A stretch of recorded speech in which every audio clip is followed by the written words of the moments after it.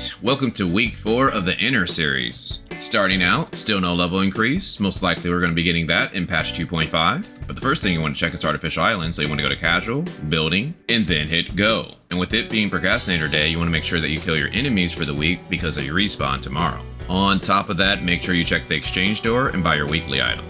And with it being past 12 o'clock, you have a chance to get a mysterious vendor. As you see, I have one and he's going to be here for 11 hours and 34 minutes. And you should get this message once you enter your island. Here are the locations to where the mysterious vendor can spawn. The owner of the island is allowed to buy one of each material. Unfortunately, my mysterious vendor has some pretty bad materials, but if you access other islands, you can buy 8 materials a week, as long as your guest settings are set for either your friends, crew, or everyone. Next we got fishing. Ideally you want to try to get this to level 9, so that way you can buy the mysterious matrix box every week. And if you're just starting out, I recommend that you get the green bait. Try to fish to where you can get the purple bait, so that way if you don't have time, you can at least buy 350 purple bait so you don't waste your available bait for the week. Next you got Mia's Kitchen, and you want to do your daily bounties, and I'm going to go with Vera. But again, Aspera is easier to do, so if you don't have a lot of time, I recommend doing that. Which brings us to Vitality, starting with joint operations.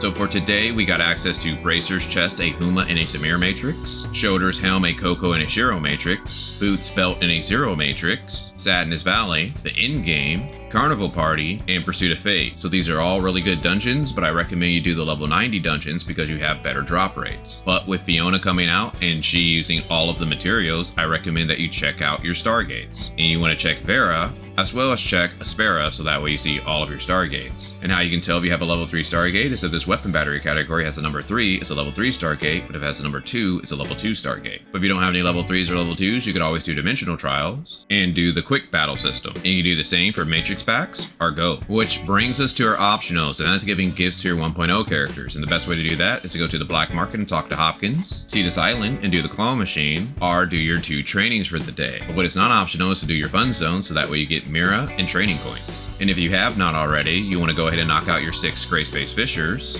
but the biggest rewards are in the Twilight Zone, but you do have an 8-hour time limit, so you could wait on this. And with us approaching the end of the month, you don't want to forget to get your racing, so that way you can get that free 400 Mira. And with it being Procrastinator Day, you want to make sure you do your Security Force missions, so that way you get those owed Vera coins and Mira. And you want to make sure you do your appointed research by going to Terminal, Entrusted Investigation, and clicking on a research tab. Because remember, you can only hold a grand total of 20 energy and you get 5 free energy a day. So you want to make sure that this does not cap. But if you enjoyed these weekly guys, I would greatly appreciate a like so that way they can spread more on YouTube. Which brings us to our events. So you still have time to log in and get your rookie supplies. All the previous Frost characters as well as Icarus still has 10 days left. Swimsuit Mia is available for 680 Tanium. I don't really recommend that you buy this, but if you want it, feel free. And for our main event, we have Ecological Research, to where you get 3 submissions a day and you need to find certain fish. You can also click on this gallery option and you can see what fish you have collected. On the first day, I took the time to collect all of the fish so that way I can easily click the submission tab. One thing to note, that if you're missing fish, you can click on it and then you can click how to obtain. It will direct you to the location where they're located. So if you go to that location, most of the time you'll find the fish. But if you don't find the fish there, you could always try to load to another channel. You also have the ability to ask your crew or your friends to give you the gene that you need to complete your submission. And this event has some pretty nice rewards where you can get a red nucleus and a whole tactical eyepiece, as well as 2 lens shards for the new lens skin, to where you need 5 altogether. And as you know, Fiona is coming out April 27th. And with that, similar to Fenrir, Fiona has her own special pull event, to where if you roll on her, you're able to pick 1 out of the 3 outfits. And if you roll on her matrices, you're able to pull 1 out of the 3 accessories.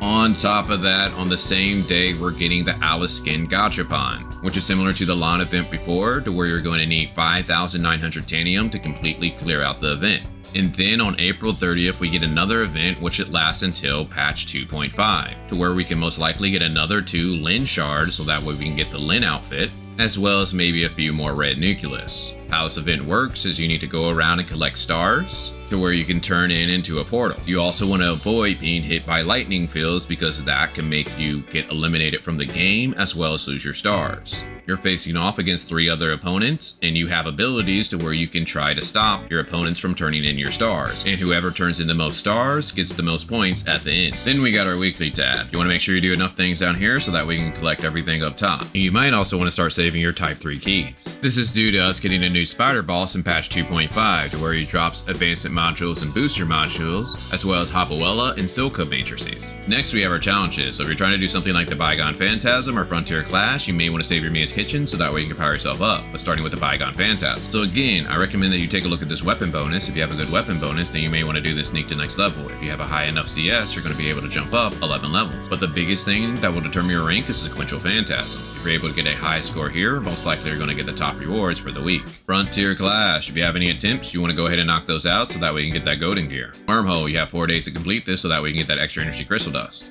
Origin of War. If you have not completed this, you have until the end of the season, which is May 11th, so you could just wait till the last week to where it's very easy to clear. Void Rift. If this is the first time boss for you, you want to go ahead and knock that out. Void Abyss. You want to make sure you knock this out before the end of the month. And this is a tech that I currently use as a tank. One ability that I recommend that everybody get is Mechanical Core. Now you may not need Mechanical Core 3 depending on your team. Rage. You want to make sure you do Shattered Realm on Heroic, Battle Test Area on Heroic, and Ring of Oblivion on Heroic. Break from Destiny. You want to make sure you do this at least 1 time so that way you can get those 250 Dark Crystals. Arena. If you're trying to reach Grand Marshal, you might want to put a couple hours in Apex League or either Critical Abyss. Which brings us to our daily buys. So you want to go to Shop, Hot, and then buy your Vitality Solutions. For me, I'm going to go ahead and pass because I think my gear is pretty good. But one thing you do want to try to get is your Advancement Modules and your Booster Modules for the week. Which brings us to the Commissary, starting with the Crystal Dust Store. So you want to make sure you buy your Put It On in Crystal 2s, your Advancement Modules, your Booster Modules, and your very special gift for the week.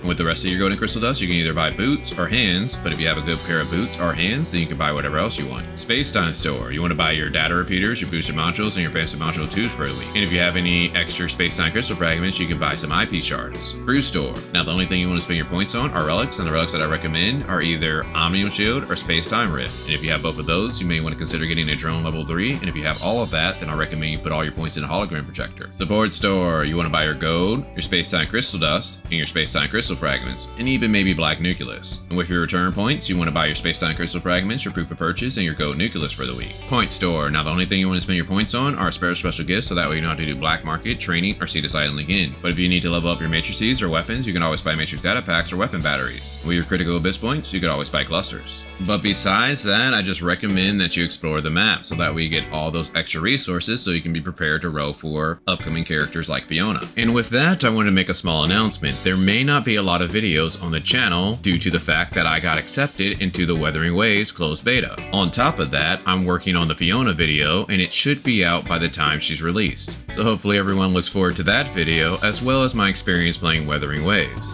But other than that, talk with you guys later.